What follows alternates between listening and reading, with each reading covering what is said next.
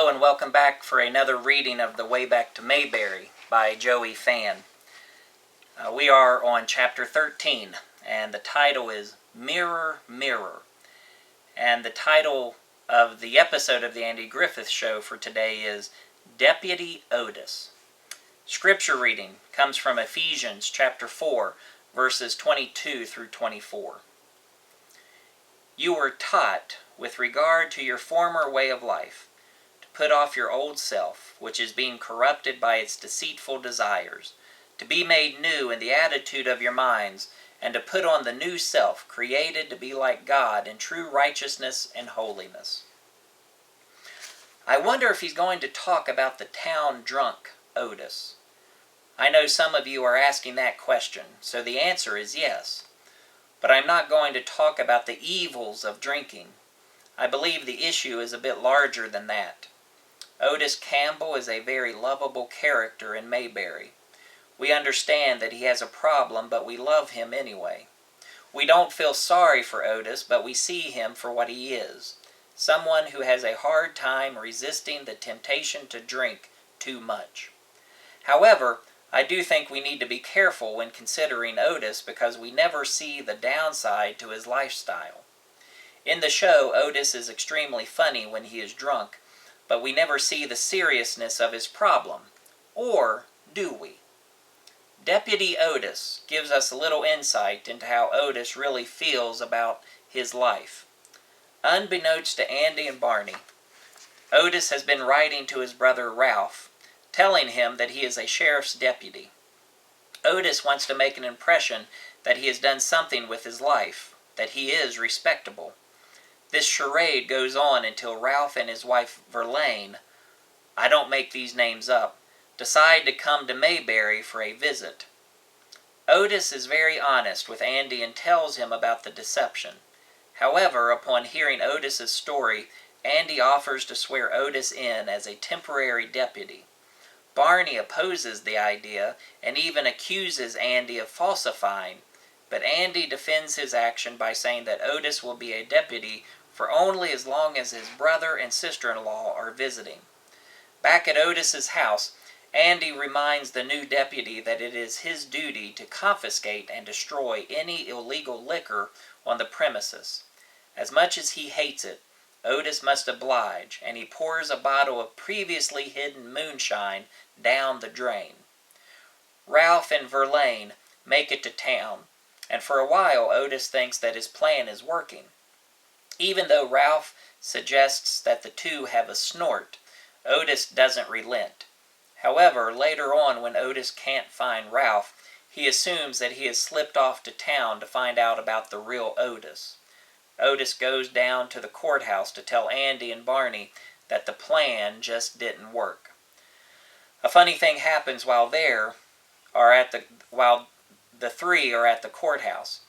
Ralph, looking more like the old Otis, comes staggering in and locks himself up in a cell. You see, Otis is not the only town drunk in the family. Andy is amazed that this is the brother Otis is so worried about impressing. However, Otis's reaction is not relief, it is disgust. He can't believe that his brother would have such a flagrant disregard for the law and would act in such a manner in front of his friends. In effect, Otis is looking at a mirror and doesn't like what he sees at all. No matter how hard we try, we are going to struggle in certain areas of our lives. It may not be with alcohol, as in the case of Otis, but we will be tempted and we will fail. I think the question becomes, how do we deal with those temptations and failures? Otis didn't want to admit he had a problem. He was content with Andy's help to cover his problem and act as like all is well.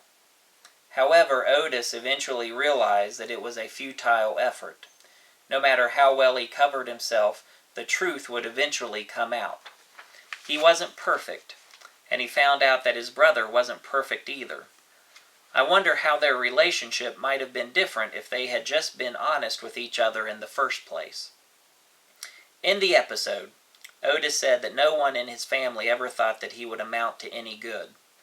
I don't know what would be worse, being told I would never amount to anything, or being held to such a standard that no matter what I did, it wouldn't be good enough.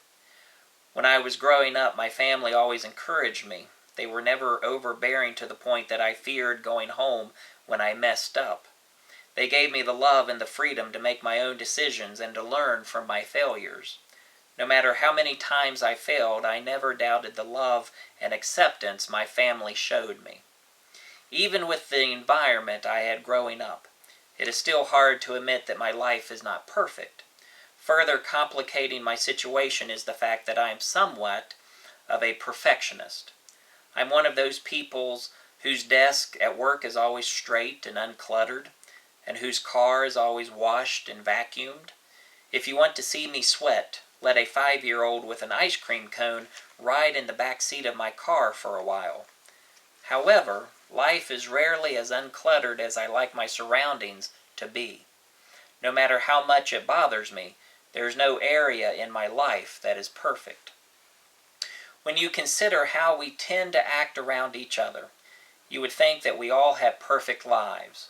When we see each other, we talk about how great our jobs are going and how successful we have been. We tell each other that everything is fine and that the family is doing great. We seem to be afraid to tell the truth because we will be perceived as having problems or not living up to expectations. If we were willing to share more, we would realize that our problems are not unique and in fact are very similar to the problems experienced by those around us. But this pressure to be perfect keeps our walls up, and we continue the facade. Last year, Nicole and I took a class aimed at improving marriages. The course was based on meeting each other's needs and offered some very practical suggestions on how to take the focus off yourself and direct that energy towards your spouse. We attended the class with several couples we knew. Some we had known for a long time.